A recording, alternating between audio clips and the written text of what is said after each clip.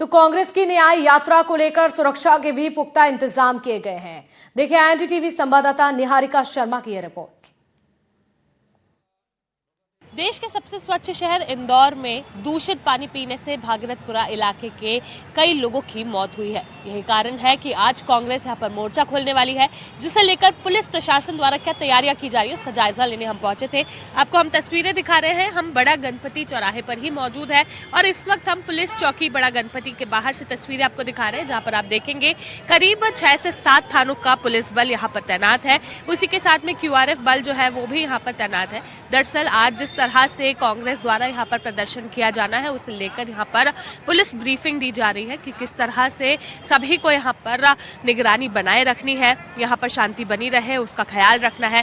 दरअसल कांग्रेस द्वारा आज यहाँ पर न्याय यात्रा निकाली जा रही है। बड़ा गणपति चौराहे से लेकर राजवाड़ा चौक तक न्याय यात्रा निकाली जाएगी और जो न्याय यात्रा निकलेगी उसमें सभी बड़े नेता, फिर चाहे PCC चीफ जीतू पटवारी हो, पूर्व मुख्यमंत्री दिग्विजय सिंह हो, नेता प्रतिपक्ष उमंग सिंगार हो या जितने भी कांग्रेस के तमाम बड़े नेता है वे लोग सभी यहाँ पर कार्यकर्ता के साथ मौजूद रहेंगे।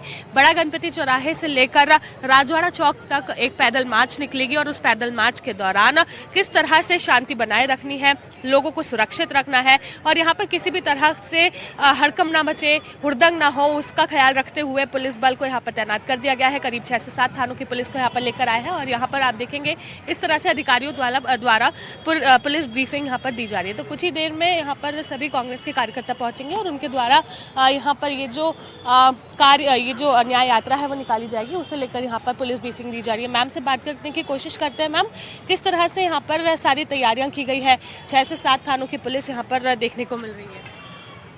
अब सर किस तरह से यहाँ पर देखने को मिल रहा है कि तैयारियां पूरी की गई है और ख्याल रखा जा रहा है कि किसी तरह से हुड़दंग ना मचे, पुलिस प्रशासन पूरी तरह से मुस्तैद है? हाँ मैडम, ये चूँकि आज का कार्यक्रम जो आपने बताया है इस संबंध में ही पुलिस व्यवस्था की जा रही है। सुरक्षा पुलिस व्यवस्था कानून व्यवस्था की दृष्टि से लगाई जा रही है।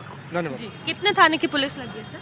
इसमें अप्रोक्स आप देख सकते हैं अभी 10-12 लगभग PIs लगे हैं इसमें और 4 ACPs भी लगे हैं। बाकी बल आता जा रहा है। इसमें जो भी व्यवस्था है माकूल व्यवस्था लगी। सर क्या यहाँ पर लाठीचार्ज करने के इस तरह की कोई आप लोगों को दी है? 2 सेकंड मैडम कॉल। बिल्कुल, तो आप देख रहे थे यहाँ पे किस तरह से कार्य किए जा रहे हैं। सभी यहाँ पर तैनात है और ये निर्देश दिए गए कि किसी भी तरह से यहाँ पर हुड़दंग ना मचे, हड़कंप ना मचे, सभी सुरक्षित रहे। कैमरामैन राजू बातम के साथ निहारिका शर्मा, NDTV। तो देखिए ये तमाम तस्वीरें आपको दिखा रहे थे। इस रिपोर्ट में आपने देखा कि कैसे कांग्रेस बड़ा प्रदर्शन आज करने वाली है। निहारिका हमारे साथ सहयोगी जुड़ चुकी हैं, सीधा रुख करेंगे निहारिका का।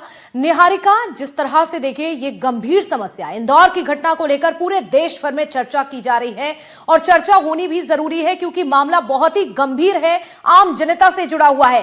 अब ऐसे में कांग्रेस प्रदर्शन करने जा रही है निहारिका, लेकिन क्या वाकई में पीड़ितों के साथ कांग्रेस खड़ी है या फिर इसमें भी राजनीतिक देखा जा रहा है कांग्रेस का? बताइए जरा क्या कुछ चल रहा है इंदौर में।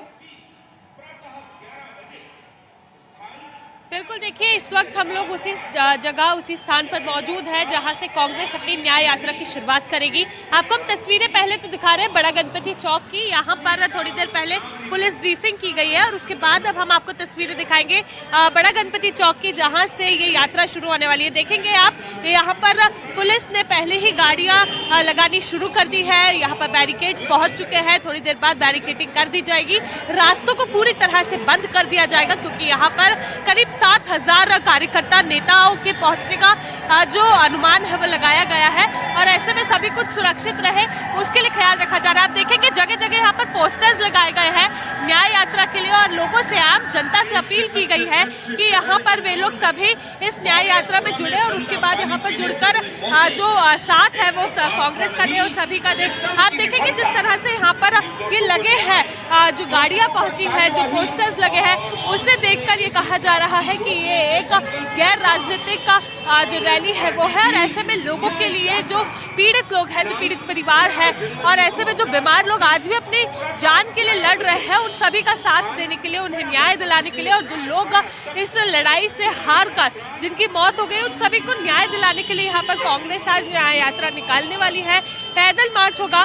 दिग्विजय सिंह जो पूर्व मुख्यमंत्री है, पीसीसी चीफ जीतू पटवारी, नेता प्रतिपक्ष उमंग सिंगार, सज्जन सिंह वर्मा, कमलेश्वर पटेल सहित तमाम बड़े नेता यहाँ मौजूद रहेंगे। उनके साथ मध्य प्रदेश के कोने कोने से यहाँ पर कार्यकर्ताओं की जुटने का सिलसिला शुरू हो गया है और आप देखेंगे यहाँ पर जो लोग हैं उनके भी पहुंचने का सिलसिला शुरू हो चुका है। आपको हम तस्वीरें दिखा रहे हैं, कांग्रेसी भी अब यहाँ पर एकत्रित होने लगे हैं।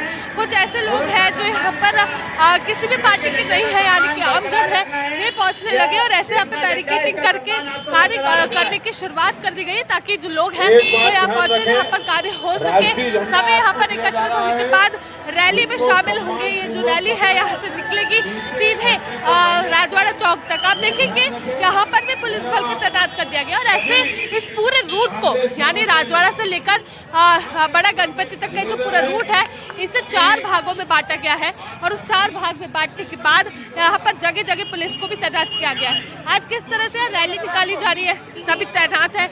आप लोग भी यहाँ पर पहुंचे, पुलिस प्रशासन भी तैनात है, क्या करेंगे? मध्य प्रदेश कांग्रेस कमेटी के आह्वान पर इंदौर शहर कांग्रेस कमेटी के तत्वाधान में न्याय यात्रा जो 21 लोगों की मौत हुई है, 500 से अधिक लोग भर्ती हुए हैं, 5000 लोग से अधिक बीमार हुए हैं, उसी को न्याय दिलाने के लिए न्याय यात्रा का आयोजन यहाँ बड़े गणपति चौराहे से राजवाड़े तक किया गया है। जिस तरीके से भारतीय जनता पार्टी की सरकार, प्रदेश के मुख्यमंत्री, मंत्री, विधायक, पार्षद, महापौर जो इसके लिए दोषी है, इनका इस्तीफा होना चाहिए। उसी को लेकर, न्याय को लेकर जो है न्याय यात्रा का जो है यहाँ पर आयोजन किया गया है। बिल्कुल, देखिए यहाँ पर न्याय यात्रा का जो आयोजन है वो किया गया है और ये वही स्थान है। बिल्कुल, ये तमाम वही लोग हैं जो इकट्ठा होकर अब इस यात्रा में जुटे हुए नजर आ रहे हैं और प्रदर्शन किया जा रहा है। चलिए, बहुत शुक्रिया निहारिका बातचीत करने के लिए, तमाम तस्वीरें दिखाने के लिए। चलिए अब आगे बढ़ते हैं और बात करते हैं सीएम की, क्योंकि आज किसानों के लिए बड़ा दिन है। एमपी में कृषक वर्ष के तौर पर मनाया जाएगा साल 2026। मध्य प्रदेश में सीएम डॉक्टर मोहन यादव ने घोषणा की है, आज कृषक कल्याण वर्ष का शुभारंभ करेंगे मुख्यमंत्री डॉक्टर मोहन यादव। कृषि रथ ट्रैक्टर रैली को भी फ्लैग ऑफ करेंगे तो कृषक कल्याण वर्ष के कार्यों की जानकारी दी जाएगी। इसके साथ ही आपको बता दें, औद्यानिकी, पशुपालन, डेयर, इसके साथ ही आप देखिए फिशरीज फोकस सेक्टर, जिला स्तरीय क्लस्टर आधारित विकास को भी बढ़ावा दिया जाएगा। किसानों की आय के साथ ही कृषि बजट भी अब बढ़ेगा। तो मुख्यमंत्री मोहन यादव की ओर से यह ऐलान किया गया है, इस पर चर्चा की जाएगी। जानकारी देंगे खुद मुख्यमंत्री डॉक्टर मोहन यादव। 2026 हमारी सरकार मना रही है। 2026 किसान कल्याण वर्ष के नाते से कृषि वर्ष के रूप में हम मनाने वाले हैं। ये किसान कल्याण वर्ष के माध्यम से हम किसानों से जुड़े हुए लगभग 16-17 विभाग है, जिसमें हैवी इंडस्ट्री से लगाकर किसान आधारित उद्योगों के लिए हमारी लघु उद्योग, स्मॉल स्केल इंडस्ट्री, लघु कुटीर उद्योग और सहकारिता, दूध उत्पादन, पशुपालन, उद्यानिकी, सब प्रकार के फलोद्यान के काम और ऐसे कई प्रकार के कामों से जिसमें हमारे किसानों के लिए न केवल उनकी आय बढ़े बल्कि खेती और मजदूरों की दृष्टि से भी उनके जन कल्याणकारी योजनाओं को भी लागू करने का मौका हम इसमें देखते हैं। तो मुख्यमंत्री को सुन रहे थे आप। आकाश हमारे सहयोगी भोपाल से जुड़ चुके हैं, सीधे रुख करेंगे। आकाश, देखिए जिस तरह से मुख्यमंत्री डॉक्टर मोहन यादव को अभी सुन रहे थे हम, क्या समझा जाए? आज किसानों का दिन है, किसानों को सौगात देने जाएंगे माफ कीजिएगा मुख्यमंत्री मोहन यादव। निश्चित तौर पर, और जिस ट्रैक्टर पर हम मौजूद हैं इसी तरीके से 1101 ट्रैक्टर को मुख्यमंत्री डॉक्टर मोहन यादव आज भोपाल के कोकता बाईपास से हरी झंडी दिखाने वाले हैं। एक बड़ा संदेश देने की कोशिश है इसके साथ ही, क्योंकि ये साल किसानों के लिए बहुत महत्वपूर्ण है। तो साल 2026 को राज्य सरकार कृषक वर्ष के रूप में मना रही है, कृषक कल्याण वर्ष के रूप में मना रही है और इस साल किसानों से जुड़े हुए प्रदेश के अलग अलग संभागों में अलग अलग जो गतिविधियां हैं वो संचालित की जाएंगी। राज्य सरकार का लक्ष्य यह है कि किसानी को, खेती को लाभ का धंधा बनाया जाए और किसानी को एक उद्योग का दर्जा दिया जाए और इसी कोशिश के साथ इस वर्ष को कृषक कल्याण वर्ष के तौर पर राज्य सरकार मनाने की कोशिश कर रही है। इससे पहले मेरी जानकारी के मुताबिक अब तक कभी ऐसा नहीं हुआ मध्य प्रदेश में कि जब किसी सरकार ने पूरा एक साल किसानों के लिए समर्पित किया हो। दरअसल चाहे वो उद्यानिकी की बात हो या फिर हॉर्टिकल्चर की बात हो या फिर कृषि आदान की बात हो, इन तमाम क्षेत्रों के लिए राज्य सरकार किसानों को बेहतर सुविधा मुहैया कराने का दावा कर रही है और इसी दावे के साथ आज का एक कार्यक्रम शुरू हो रहा है।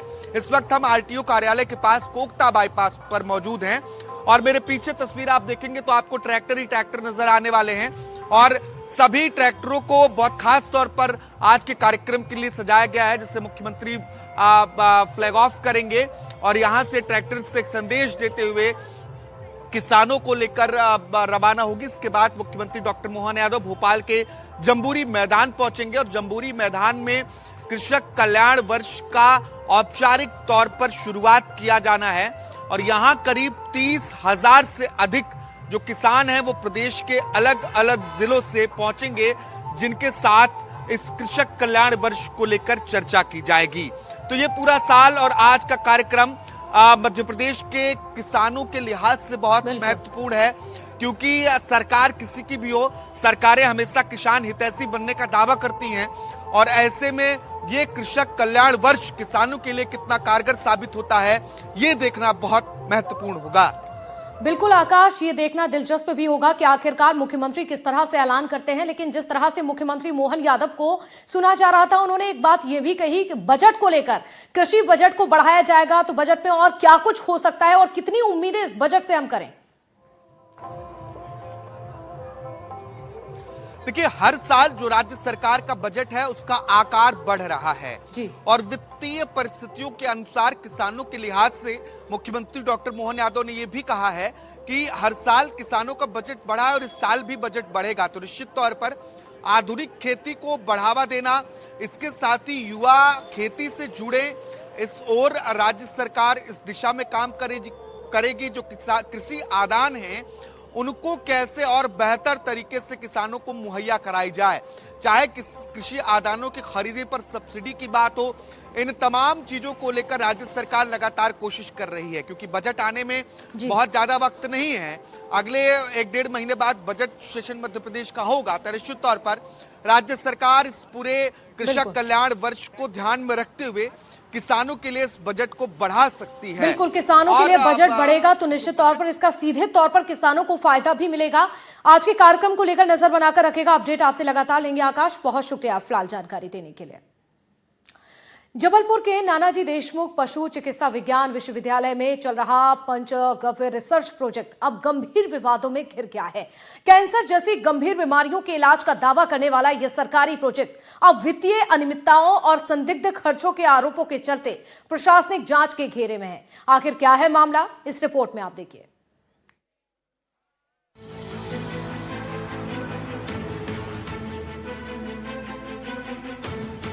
पंचगव्य रिसर्च प्रोजेक्ट को साल 2011 में प्रस्तावित किया गया था, जिसकी कुल लागत करीब 8 करोड़ रुपए बताई गई थी। हालांकि सरकार ने इसके लिए 3.5 करोड़ रुपए की मंजूरी दी थी। अनियमितताओं की शिकायत मिली तो जिला प्रशासन ने मामले की जांच करवाई, जिसमें कई ऐसे खर्च सामने आए जिन्हें जांच रिपोर्ट ने हैरान करने वाला बताया है। जबलपुर की नानाजी देशमुख वेटनरी यूनिवर्सिटी में पंचगव्य के शोध के लिए 3 करोड़ रुपए का फंड आया। बताया जाता है कि इस फंड में भारी अनियमितताएं की गई। इसके लिए संभागायुक्त ने कलेक्टर से एक जांच करने के लिए आदेशित किया। जांच में यह आया कि जो फंड आया था उससे वाहन खरीदे गए, गोवा की यात्रा की गई और भी कई सारी जो मशीनरीज थी उसमें अनियमितताएं की गई। जांच रिपोर्ट में इस बात का भी जिक्र है कि विश्वविद्यालय की टीम ने पंचगव्य प्रोजेक्ट की आड़ में गोवा का दौरा किया।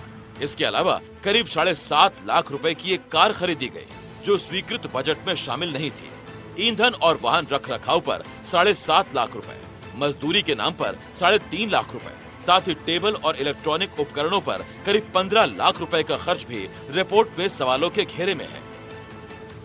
ये कलेक्टर महोदय से हमें एक जांच रिपोर्ट जांच की जाने बाबत प्राप्त हुई थी, जो नानाजी देशमुख पशु चिकित्सा विश्वविद्यालय आधार ताल से संबंधित था। एक कलेक्टर महोदय ने टीओ और मेरी टीम गठित कर जांच के लिए भेजा गया था। हम लोग जांच हेतु वहां उपस्थित हुए थे और जो पंचगव्य योजना के तहत जो विश्वविद्यालय ने 8 करोड़